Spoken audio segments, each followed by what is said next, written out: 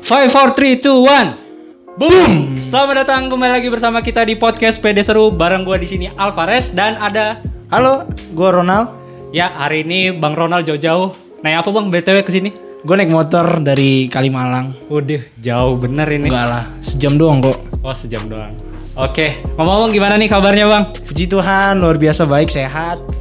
Masih Sehat, ada ya? bisa sampai saat ini lah. Puji Tuhan. Kita itu sebenarnya ngapain sih di sini Bang? Gue juga nggak tahu tuh, bingung gue. Iya. Ini kameramen kita ngapain sih di sini, dibawa ke sini? Apa ya? Gue juga bingung nih, apa ya? Tapi kalau dilihat-lihat Bang, kita pakai batik nih. Oh iya, kita nggak janjian kayaknya. Kayak apa sih ini? Oh iya, karena kita pakai batik, jadi kita sebenarnya ini kesini mau membicarakan tentang Aslab yang ada di Gunadarma. Oh, Iya nggak sih, Bang? Aslab. Oh iya ya. Oh iya ya. Jadi Iya, baru berarti keinget kan? Berarti lo Aslab juga berarti ya? Iya dong. Iya ya, benar. Tapi kalau dilihat-lihat, kayaknya abang lebih senior nih. BTW, udah berapa lama sih abang nih jadi Aslab? Kurang lebih setahun lah ya, tapi baru-baru pengalamannya itu dari ngajar, terus dari apa namanya kita terjun langsung ke labnya itu sekitar 9 bulan lah. Kalau bicara tentang Aslab, motivasi abang itu pas masuk Aslab itu apa sih sebenarnya? Motivasi? Iya. Waduh, berat ini cuy. Ah, kenapa berat itu? Berat. Seharusnya motivasinya itu karena tujuan mulia. Karena ketika orang ditanya motivasi itu pasti berlainan dengan kata hati gitu loh. Waduh, apa tuh? Jujur aja waktu gua masuk nih, ya benar-benar tuh motivasi awal gue pasti tertarik lah sama yang namanya finansial dari lab, berapa sih dapatnya gitu loh. Oh, I see, gajinya. Tapi gaji lah, Oke. istilahnya kita dapat gaji. Karena gue dengar dari teman-teman gue katanya lumayan lah gaji dari Gunadarma. Iya. Iya. UMR katanya sih, UMR. Oh. UMR katanya. Apalagi Bang Ronald ini udah bisa dibilang satu angkatan di atas gua. Jadi kayak masalah senior dan gajinya itu pasti lebih gede gitu loh, teman-teman. Iya, waktu awal gue tertarik lah sama yang kata gaji lah, katakan gaji gitu kan. Tapi lama-kelamaan makin kesini tuh makin berbeda gitu motivasi. Oh, motivasinya jadi bara ya. Karena berbagai hal yang didapatkan gitu. Oh. Jadi teman-teman kalau misalkan motivasinya dari awal, jangan terpaut sama motivasi yang dari awal karena bisa berubah nantinya ketika udah masuk ke dalam. Oke. Gitu. Ngomong-ngomong yang buat berubah itu apa, Bang? Yang membuat berubah itu situasi motivasinya sama kondisi saat kita pas sudah jadi asisten sih. Jadi ketika kita udah masuk, ketika kita sudah yang namanya bergabung, join bersama teman-teman yang lain, Iya. itu kita merasakan hal yang berbeda. Ketika kita sudah mendapatkan sesuatu yang kita dapatkan, ini udah sesuai dengan motivasi kita atau belum gitu. Bukan karena motivasinya berubah karena gajinya nggak sesuai ekspektasi kan?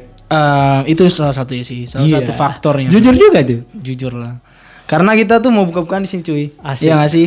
Iya dong. Iya. Buat kalian akan tahu semua tentang Aslab. Jadi teman-teman yang udah nulis Q&A nggak bakal nyesel. Nanti kita bakal bahas semuanya di sini, oke? Iya. Oke. Tadi berapa lama jadi Aslab? Gue udah ngasih tahu nih. Dan lu juga udah ngasih tahu sih. Tapi kan belum tahu nih tepatnya berapa bulan sih lu udah masuk asisten lab. Oh iya, kalau aku sih Bang November ya. Iya. November itu udah mulai ngelamar lah, mulai coba di Aslab di Madas kalau aku manajemen dasar dan selama itu juga itu udah diproses sama training dan akhirnya pada bulan Maret akhirnya di situ mulai sampai sekarang itu udah Maret, Juni, Juli, Maret, April, udah 4 bulan, baru 4 bulan Bang. Itu juga online kan. Jadi kayak belum terasa gitu atmosfernya. Makanya belum terasa ya. Debutnya itu belum mulai. Karena secara tidak langsung kita mengadakan praktikum gitu kan. Iya benar. Jadi kurang greget gitu. Dibandingkan di masa pandemi ini belajar online itu kayak masih belum terasa gitu loh. Dan motivasi lu nih, kan tadi lu udah nanya nih motivasi gua. Oke. Lu kan baru-baru nih kan, baru masuk. Kenapa sih tertarik gitu masuk asisten lab terkhusus? Lu lab apa sih? Kayaknya Madas. Oh, Madas. Iya. Manajemen dasar kalau di. Jadi ini seragamnya manajemen dasar. Oh, kalau Abang manajemen emangnya dasar. apa? Ini gua manajemen menengah. Jadi lu dasar, gua menengah. Jadi kalau balik lagi ke motivasi, kalau aku pribadi sih jujur Sebenarnya karena dari cutting sih bang. Kayak aku ngelihat di area aku, di region aku Karawaci, ada beberapa cutting aku yang nyoba aslab dan mereka bilang susah gini, mereka pada nggak masuk. Jadi aku kayak nge-challenge diriku sendiri aja gitu. Di samping hal kedua itu karena gaji juga, nggak terlepas dari itu kan. Oh jadi dari pengaruh orang lain nih ya? Iya pengaruh orang lain. ya. Jadi aku terchallenge. Sugesti nih, sugesti Sesulit orang apa lain. sih ngetesnya? Sampai bisa. apa gitu bisa masuk aslab? Apakah sesulit itu? Dan akhirnya aku coba ya. Karena rasa penasaran itu harus dicoba cuy. Iya nggak sih? Dan akhirnya berhasil. Tapi Gaji sih. iya pada akhirnya ya aku kan udah kayak ibarat tenggelam gitu kan ke aslab, udah nyemplung lah. Jadi akhirnya motivasi itu juga sama kayak bang, seiring berjalannya waktu dan mulai terjun di lab itu, aku mulai kayak rupanya motivasiku lebih ke mau berbagi ilmu deh. Jadi Berbagi ilmu ya. Iya. Oke. Ngomong-ngomong manajemen dasar itu pasti kan banyak hal yang dipelajarin kan. Iya benar. Menurut lu susah nggak sih kalau misalnya kita belajar di asisten lab itu?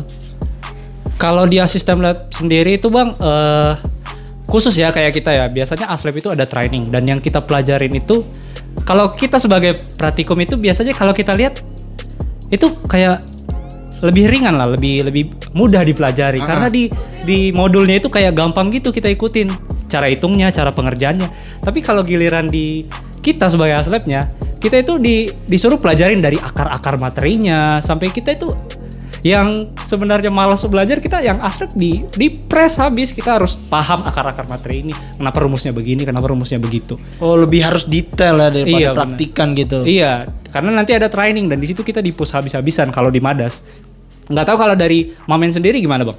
Kalau Mamen juga sih, kita juga ada yang namanya training, kita juga ada dikasih tahu. Jadi nggak mungkin kita asal-asal ngasih kepercayaan aja tapi tanpa dikasih tahu dulu atau diajarin dulu gitu.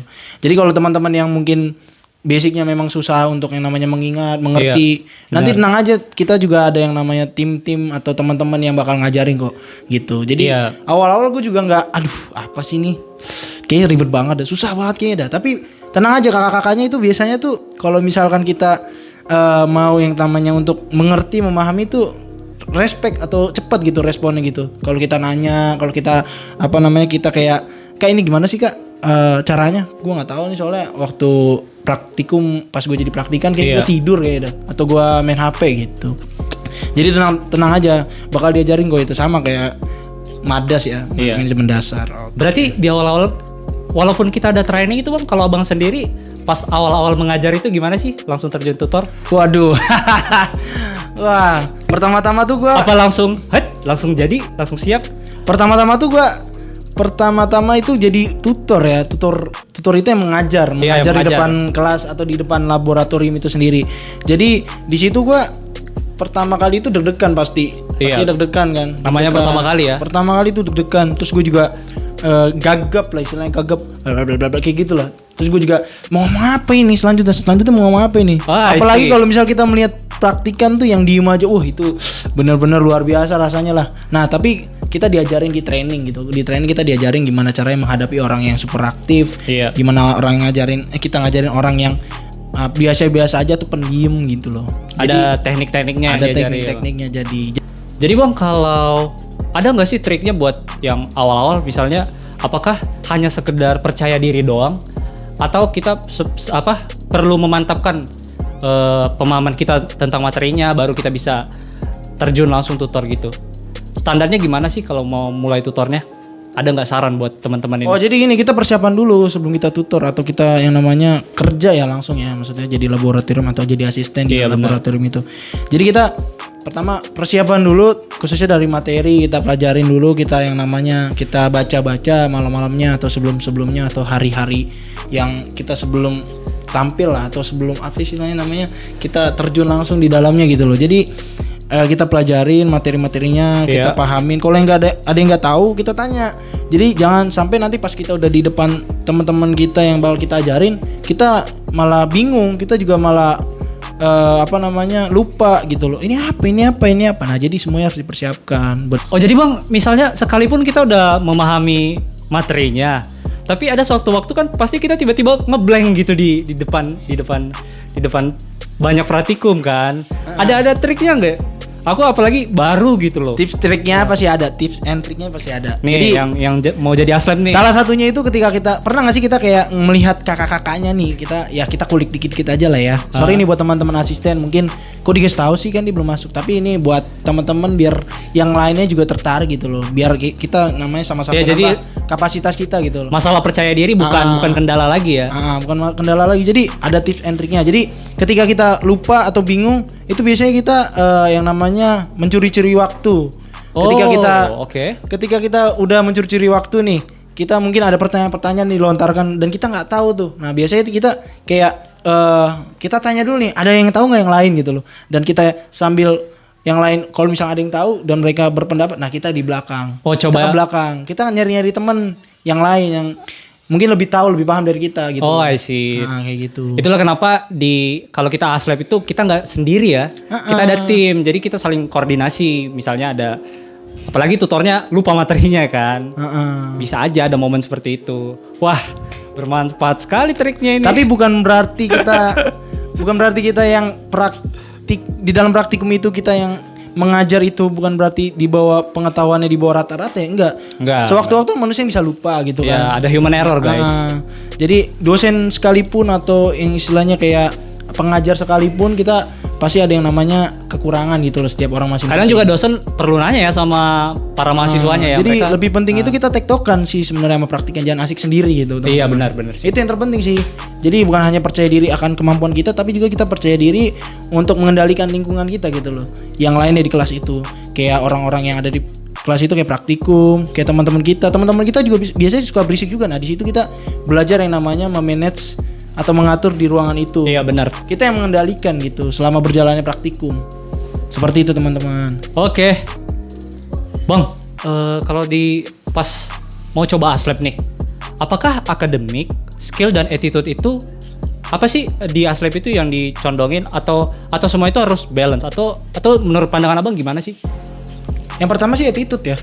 Dimana kalau kitanya udah tengal-tengil, terus kita juga nggak bisa diem, kita juga nggak bisa dibilangin. Iya.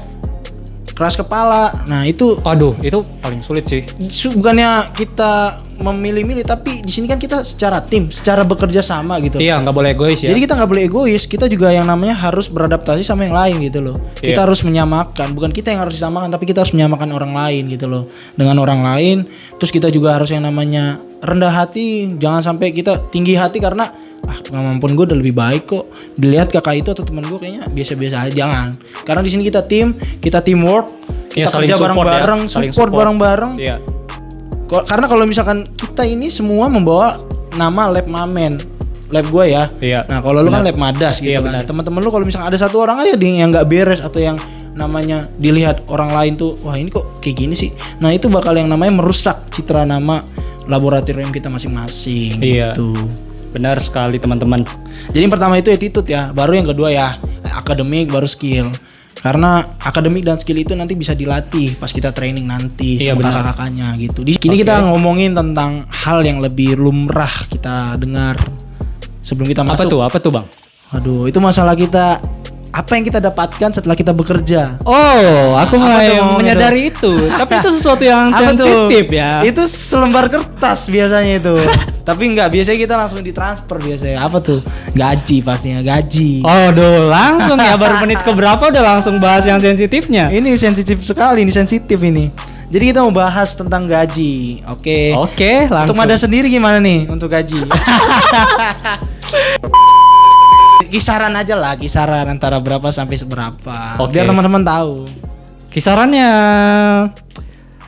tiap bulan bisa beli sepatu baru lah. Tiap bulan lo gila. Luar biasa itu. Mantap sekali itu. Kalau di Madas ya, kalau misalnya dia full jaga sebulan gitu loh. Dan apalagi aku yang baru kan, aslep yang baru. Apalagi kita belum tahu nih Bang Ronald yang satu angkatan di atasku yang lebih senior, pasti gajinya lebih segini loh. Bisa beli Monas enggak. Jadi kita Untuk gaji ya, tadi kan Mada sudah Iya. bisa beli sepatu ya. Iya. Aduh, Sepatu yang murah lah, yang KW itu. Iya, Nike. Oh, Nike gitu ya, Nike ya. KW-KW-an. Kawi-kawian. Oke. Bisa lah. Wah, gila itu udah mantap kali tuh. Mantap kali tuh. Itu yang termasuk yang Baru niat 3 ya. bulan teman-teman. Wah, 3 bulan 4 bulan bisa beli sepatu, cuy. Wah, gak nyangka. Bayangin aja. Gimana kalau udah 2 tahun? Wah, Waduh, tertarik? bisa bayar uang kuliah sendiri kayaknya. Iya gak sih? Nah, kalau misalkan berhubungan dengan gaji Di Mamen nih, di Mamen. Waduh. Kira-kira berapa nih? Langsung Lu jangan ditembak. yang Madas doang.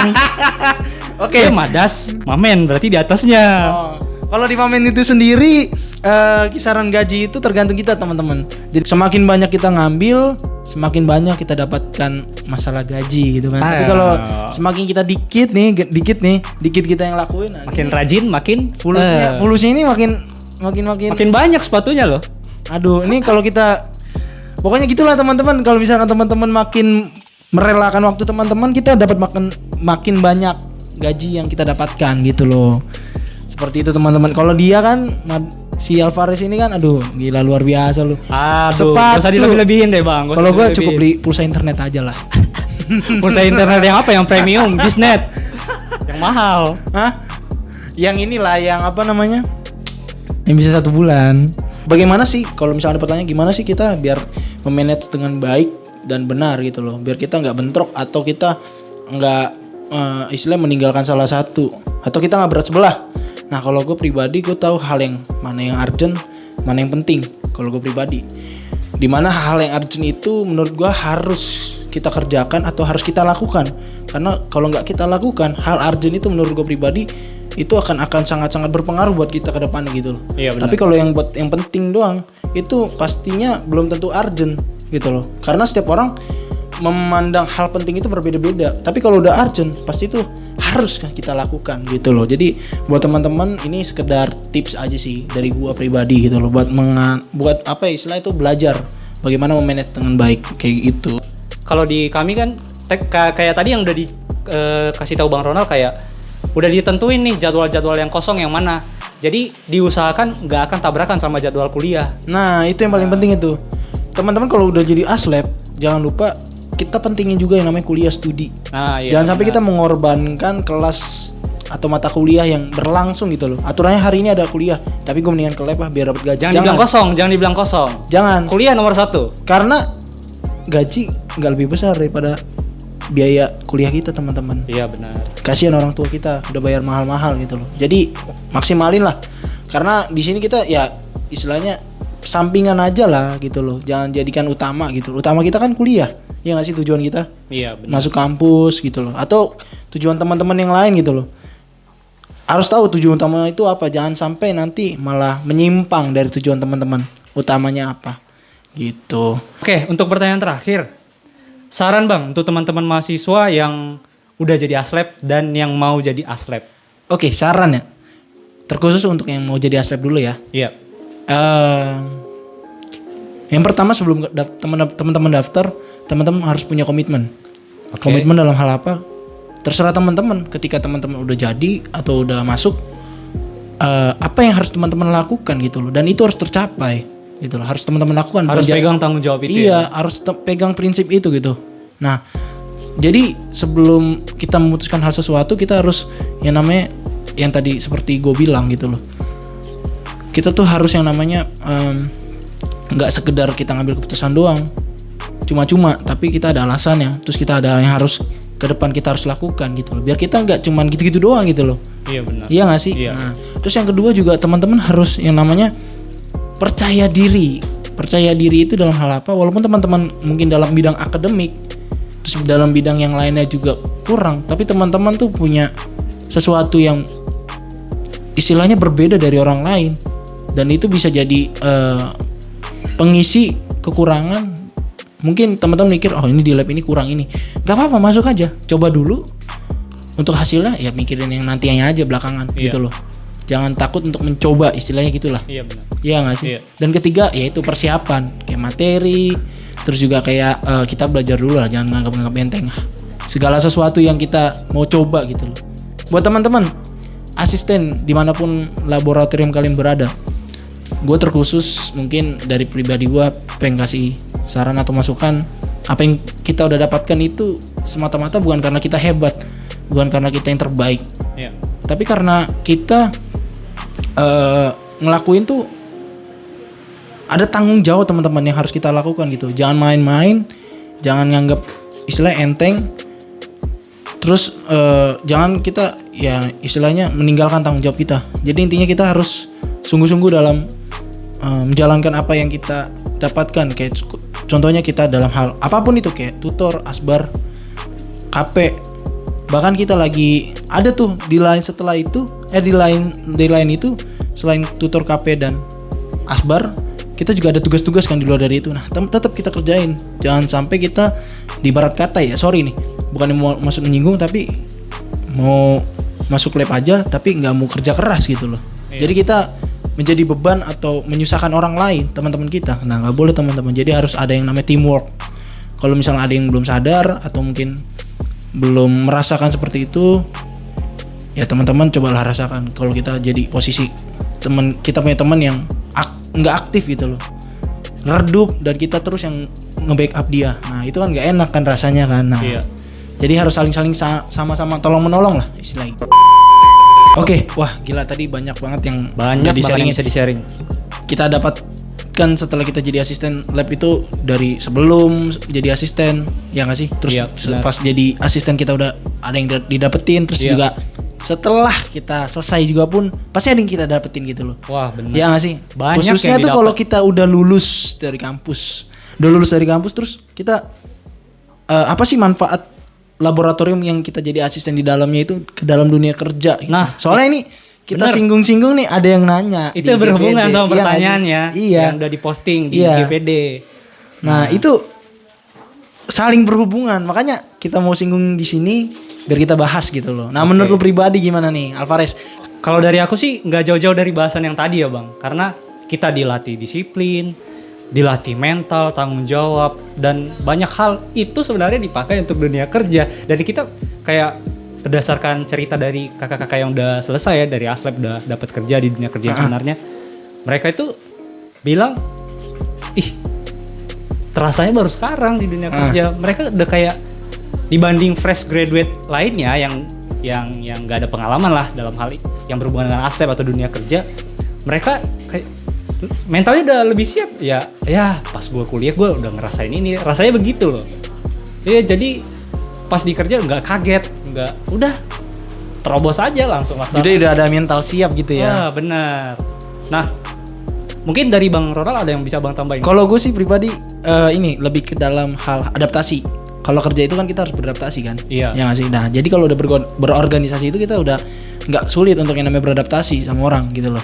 Dan kita juga nggak bakal sulit untuk yang namanya mengerti, memahami watak orang lain. Jadi kita bisa kerja sama mereka gitu loh. Nah itu salah satu keunggulan kalau kita jadi asisten nanti di dunia kerja, ya nggak sih, pengaruhnya itu. Nah itu sih dari gua pribadi sih. Luar biasa ya, adaptasi itu perlu sih. Dari semuanya itu udah kita lewatin kan. Nah pasti ada lah yang jadi sesuatu yang jadi apa ya, yang kita dapatkan gitu loh, pengetahuan atau ilmu yang kita nggak dapatkan di dalam kelas ya, khususnya itu. Nah nih Alvarez, kan udah lama nih kita jadi asisten. Perjuangan lu gimana pas masuk menurut lu pribadi? Waduh, ini banyak yang ini harus ditambahin sih durasi podcastnya. Jujur aja, pokoknya awal-awal itu ini buat kalian ya yang maba-maba atau teman-teman yang baru coba melamar Aslab. Masa pandemi ini meringankan kalian, serius. Ya gak sih? Dan kita ini yang sebelum masa pandemi kita harus siapin berkas, tatap muka sama kakak-kakak Aslab, nyerahin berkas. Tes tulis kalau yang di region Karawaci untuk Madas itu harus siap datang ke Bekasi, ke Depok untuk wawancara staf bolak-balik. Kan harus siap itu. Kan harus siap biaya untuk itu. Tapi belum dijamin itu udah masuk Aslab atau enggak. Nah, itu perjuangannya luar biasa. Dan balik lagi, ini semua bukan karena kekuatan dan kemampuan, tapi itu karena penyertaan Tuhan. Dan aku ngerasa ini luar biasa banget sih prosesnya sampai sekarang. Dan ya udah masuk Aslab pun ditambah-tambahin gimana cara di dunia kerja, belajar terus. Dan itulah prosesnya sampai sekarang. Semoga makin bertumbuh di Aslab dan jadi berkat lah di Aslab gitu. Kalau Bang gimana Bang? Perjuangan gue masuk Aslab ya dari awal sampai pas udah pengumuman nih masuk, wah itu luar biasa banget sih. Pertama-tama kalau di lab gue pribadi itu seleksinya ada 3 tahap apa 4 tahap gitu ya, lupa gue. Iya. Tapi lebih tepatnya nggak cuma sekali. Nah itu butuh, misalkan sekarang nih kita seleksi yang namanya berkas atau seleksi ujian tulis. Iya. Ya kan? Kita harus ke Depok. Gue ke Depok waktu itu tuh. Gue ke Depok waktu itu misalkan gue hari ini. Nah, pengumumannya besok. Kalau nggak 2 hari kemudian. Nah, tapi gue waktu itu kalau nggak salah besoknya deh atau 2 harinya. Tapi gue setelah itu gue ke Depok lagi. Jadi dalam beberapa minggu 3 kali gue atau 2 kali gitu ke Depok. Bolak-balik ya? Bolak-balik gue cuy. Gila, luar biasa banget. Belum lagi besoknya kalau nggak salah gue itu ujian juga deh. Lagi ujian juga gue di situ. Ujian UAS atau UTS lupa gue. Nah tapi di situ perjuangan banget sampai udah selesai seleksi pun udah sampai di tahap gue udah jadi asisten. Itu juga ada trainingnya juga. Jadi itu luar biasa banget. Training itu juga 2 minggu. Jadi gue harus nginep di kosan teman gue Depok. Nah itu salah satu gue pengen ngasih tahu tambahan juga tadi. Keunggulan kita kalau kita jadi asisten lab di Gunadarma itu ada di Karawaci, teman-teman Karawaci, Cengkareng, Salemba, terus juga ada Depok, Kalimalang. Nah jadi kalau kita ada kegiatan di luar daerah atau kota kita tuh, kita punya teman. Jadi kalau kemalaman kita nginep di situ. Saling kontak ya. Jadi itulah gunanya organisasi, baik di UKM atau di organisasi ya, organisasi laboratorium maksudnya. Belum lagi ada teman-teman gua yang naik kereta, buset, itu lagi tuh bener-bener itu. Udah naik kereta, terus ngejar juga sorenya mau ujian. Oh itu luar biasa banget sih. Nah itu jadi itulah perjuangan kita waktu dulu. Gua pribadi, teman-teman gue juga yang gue lihat, yang gue rasakan dan mereka ceritakan gitu loh. Jadi benar-benar luar biasa. Dan itu emang nggak ada yang namanya usaha mengkhianati hasil lah gitu lah. Jadi kita keterima gitu loh, bareng-bareng. Kongres. Gitu. Mungkin perjuangannya. Mungkin macam-macam sih kalau laboratorium lain gimana, tapi beda-beda sih. Tapi kalau kita tuh, kalau gue pribadi, wah luar biasa banget. Yang lebih kerasa perjuangan bolak-baliknya sih itu Bang. Wah, Kita orang jauh soalnya ya. Gua naik motor cuy, naik motor gua gitu loh. Naik kereta juga capek Bang. Iya, tapi kan kalau naik motor kan duduk kita, ya kan lagi macet gitu kan. Iya. Kalau di kereta bisa duduk, bisa diri. Tapi sama aja sih sebenarnya, sama aja. Cuman ada penderitaan masing-masing lah namanya. Ya kan, Iya. gitu. Kalau menurut gue itu perjuangan, wah luar biasa banget itu buat gue. Jadi teman-teman kalau mau dapetin sesuatu, raih sesuatu, berjuang ya, jangan takut lah. Oke. Itu dia. Oke, sekian dari kita.